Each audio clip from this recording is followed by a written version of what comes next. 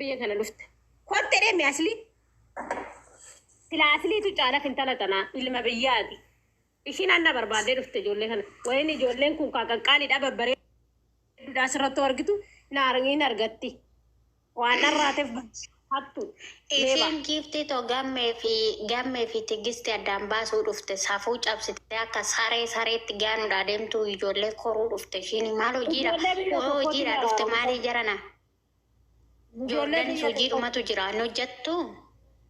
Ijoollee biyya tokkootiin araaramu tigistiifinni eessumaan waliin gaan eessumaan waliin gaaniin araaramu siilbaan silaasni dhaabbattu ofirraa dubbadhu ittiin burteessoli.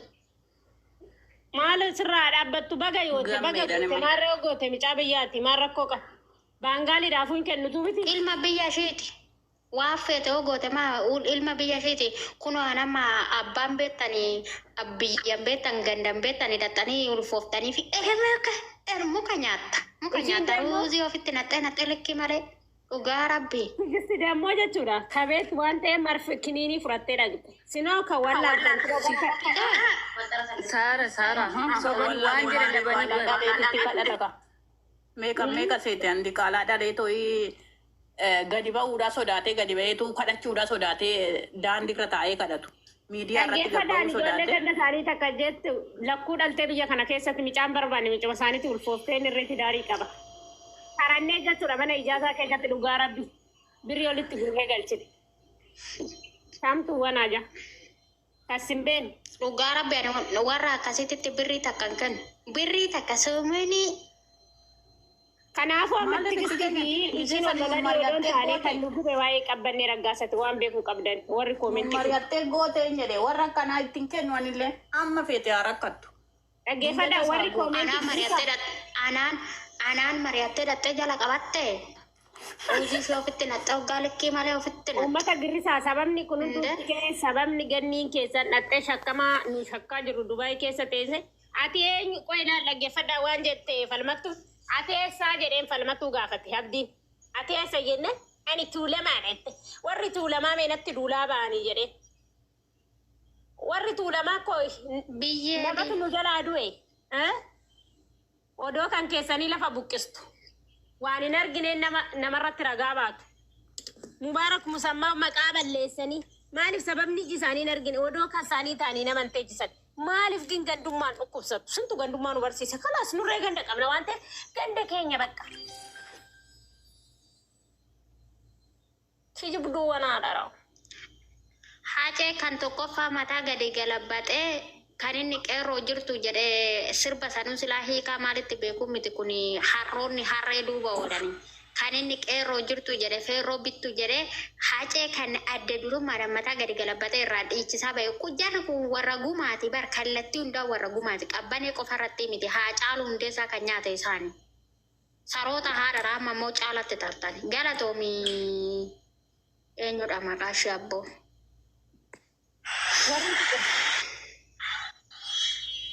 Falmattuu maa baatee? Falmattuu sanillee qofa.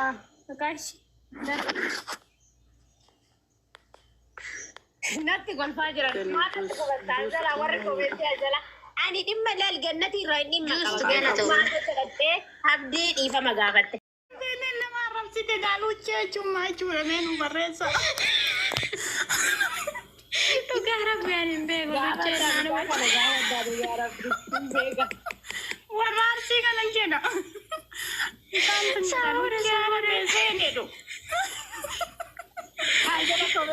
Luchee miti mishiin mutteedha. Kan warri arsii jedhu mutteedha.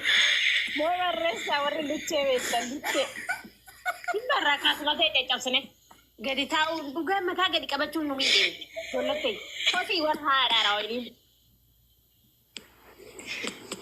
Amma ganni arrabsaa jiran nama Dhugaa rabbi ijoollee nuti tokkoffaa oromummaatti amannaa lammaffaa sirba dhiiratis ta'e dhiichisas ta'e ragada qabneetuma inni harma gad urgufaa of ooluu malee homaan beeku hoggaa jedhee bishaan ofitti naqee gadi ba'ee nama saba boo'e fakkaatee imimmaan gad of keessaa naqee fammasus keenya kun duuba san jira laa gara sanii numa ciisa wal jalan deem warrume kun kof asirraa jettu diqaalota bakka baateen beekamne jala deemne follow goona like goona nuti ofirratti goobsee be irraa kaafadha. rabbi nuti ofirratti goobse akka xaatti sanuu jiru akka goobanuu jiru nuti jala deemee goota teenyaadhaan tokkoffaa nuti jala deemee leenca teenyatti muddi jedha itti cabsinnaan himi falaxaa hudduu ishiititti haa cabsu Gabrielini amma kana warra safuun beenu warra akka saree gaana kaastee nama koo Sigale nama akka feemasiittis gargaaruu ka qabdu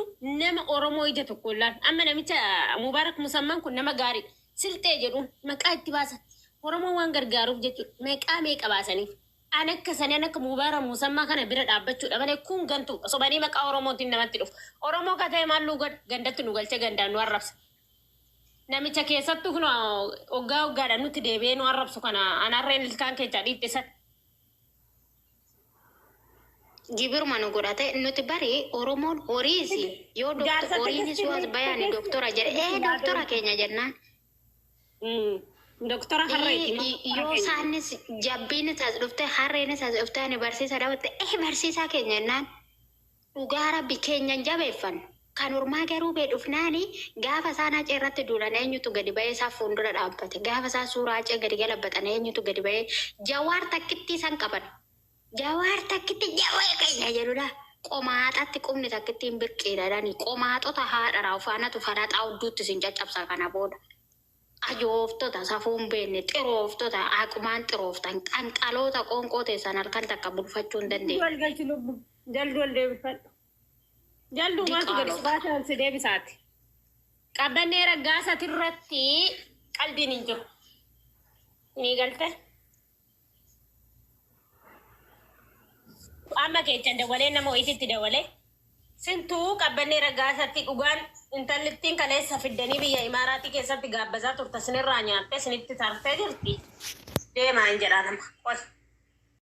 Kunoo ishiin akkatti nama taphachiisti qalbii kana haadha jaalalaati mucaa kana areeda qaqqabadhittire ishiin qalbiif qaqqabde ijoollee. Dhugaa rabbi qalbiif qaqqabde.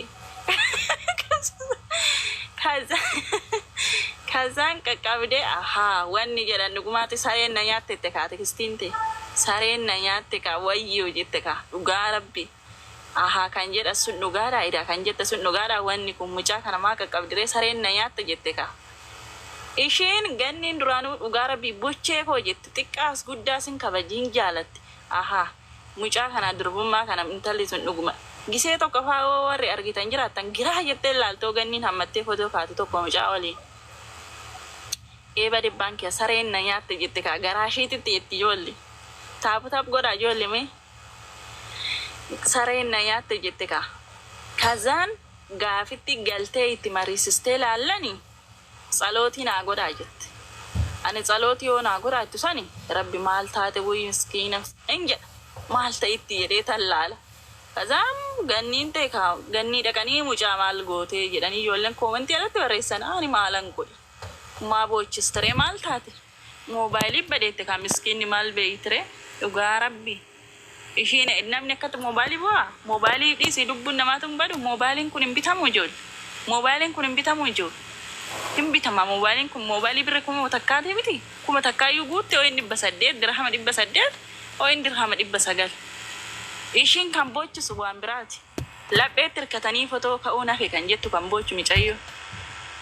Malee waan biraatii miti. Kanatu shii bochise malee waan biraatii miti.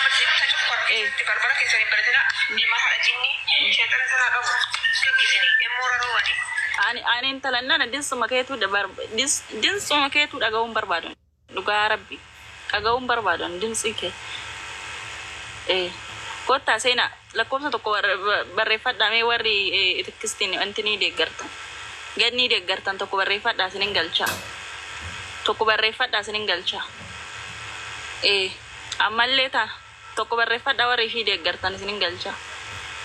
Ani ammallee taanan jechuu micayyoo tana caafii gayiitu poolisii si qabsiisa sin galchaa maalii jechuu dhiisitu taa'itu hojii kee hojjetadhu.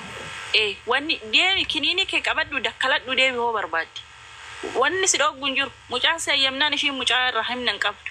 Dhugaa rabbii mucaa bira hin geenye ishii. Mucaa ila asfaalt raawuttu odoo kufee olin qabdu ganni dhugaa rabbii ishiin haadha jagnaadha hojiiti malee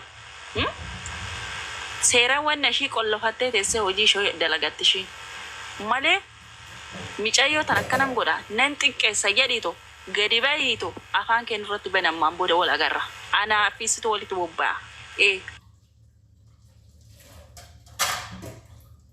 atafaan kee qabaachuu baan dheenna dhugaa rabbii ishii tuxxe taanaan anatu hudduutti muka sinaqee waanan jedhee si qabsiisee si galchu gara biyyaa inni agartaa miti tuu jedhiinatu fi mooyitu ilmoo quraaqamboodha qiraaqamboo moshlaaqaa ilma oromootiin na godhe jette ilma oromoo ta'e hundan nama keessatti fincaaree oromoo tokkoof kennan malee 55 kennani oromoo tokkichaaf dubartiin takka kan uumamtu dhiira tokkoof ilma oromooti bangaallenoo qabamtee bara amma dhugaa rabbii qabamtee likisgis qabamtee jirta amma moshlaaqaa akkana ta'ee akkas ta'ee fakkeessitu atara akka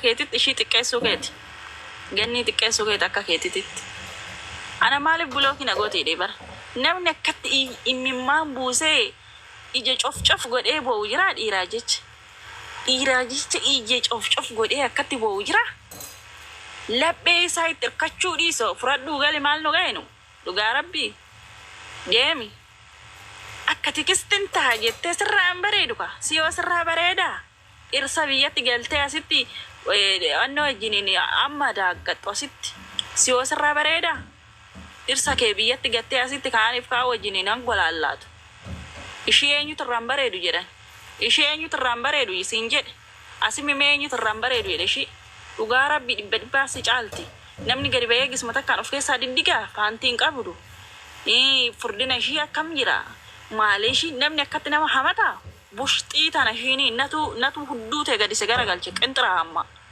maayintuun kanattuu haguma afaan bal'atu kan haasofni ishiitis keessa gadi dhaabatu kan bushxii sheer godhaa fidaa dhukkeen ishiirraa kaasa maaliif akka bulookii na goote mi qinaati si qabee akkana si godha si bara bushxii qinaati takkana ishii godhe dhugaa rabbii qinaati takkana ishii godhe waan biraatii miti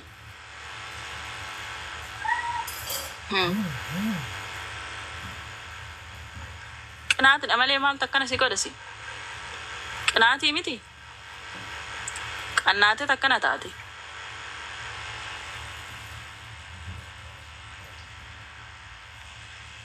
qannaatee takkana godhattee bara koottaa seenaa lakkoofsa 3 barreeffadha harri seenuu heddamme warras keessa teessaniitiin maali jettan gadan isin darba daqiiqaa isin hin teessisu jaa lapheetti hirkatanii ka'uu nafe ka'ama lapheetti hirkatanii ana maaliif bulookii na goote dheebar maaliif na bulookite afaan kee ziphitti godhadhu hin jedheen bulookii na gooti nagaa keetii lubbuu maali maaltu jiru akkam intalatoo kaleebi ziphitti godhadhu afaan kee kanatti ennaa buloo kana gooti kan akkana godhalle inaafta takkana ishii godhee bar gaanniidha moo tikistiin lolaa jirtaa tikistii tana maal gani ija ishiin agartu cofcofoo goote akkatti ishiin booche hiqqistee namni akkatti dhiiraaf boo jira cofcofoo goote mee ija ishii laali keessa baay'intiin cofamtuun akkatti dhiiraaf dhugaan maqaatatti si jala taa'eetumaan kolfaan du'aame har'a maalolatti kaasee maalodhaa hin jedhame dhugaa intalatoo buloo kana goote kalee afaan kee in arrabsitee dhiliibii irra teesse masmurii bante asuun arrabsite asuun faarfatte tummee maal jedhamte am achi afaan kee zibbii godhadhanii jiru hireema dhiisi kaati yoo araaraman bara ammani maa araaramtan hin jenneeni bar dubbii duraa sanuu assatii dubbatte dhugaa rabbii assatii irra keesse maqaa ishii nyaatte gadi baatee coofittiin eenyu caaltatu kiniini birrii 50 qabdee dhayite mucaa bira birrii 50 meeqa dhufoo zarazarame waaqa damman lolini dhiisi kiniini nu widdiidha bar biyya kanatti dha kiniini nu widdiidha dha rabbii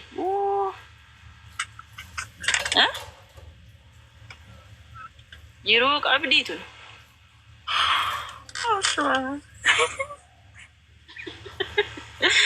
laakki baraani waan miraati miti Wanno itti bar warra zala deemtaniitiin nama rabsitan tuni cooffatti deema gimbaaree intini seena ija shita. Laala beektaa? Dhagaa jirtaa? Beektaa wanno itti. Akkana ittidhan. Biyyatti qabu maal jechaaran kiniiniin kun maal? Biyyatti beekame barri beekta. Ani biteete simnee dhugaa rabbii. Meeqa biyyatti. Intala umbannoon furtee sanitti sheer godhaa fidaamee beekjarti. Birrii 70 birrii 70 hin beekan biyyatti kiseetu. Bukkeen damishiin. Anuun beeku butteedha. Dhugaa baay'een duratti beeknaan nama biraasisee eeyyuu. Sumata akkanatti lolaa jedhee baay'ee si dhaggeeffadhe.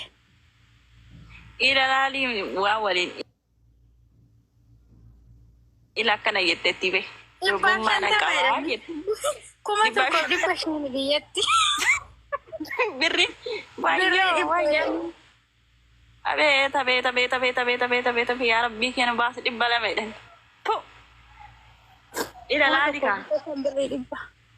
Atamma dhiisi. Kanaan kan daangodni 200 jedhanii. Nagalchisiin jechaa gurraacha jedhu gammoojjaan jedhu. Koi kan, isi komenti isaanii ilaalinati. Komenti ilaalin. Ashaa arsii birrii 3 jettee. Nagalchi jettee osoo. Koi kan, nan galcha koi ilala. Wanno mee waa'ee kanarraa jijjiirii waan biraa haasa'e. ati amma waa'ee komenti maasofta. Coofitti waa'ee intala tanaatiin haasaa jira. Barmaa buloo kana gooteedha biraan. Maa buloo hin baatamu bukkitti haadha yaattu hin baatamu zala. Shutaamma. Gatii isaa samarraa baradhaa warri bitachuu barbaadde.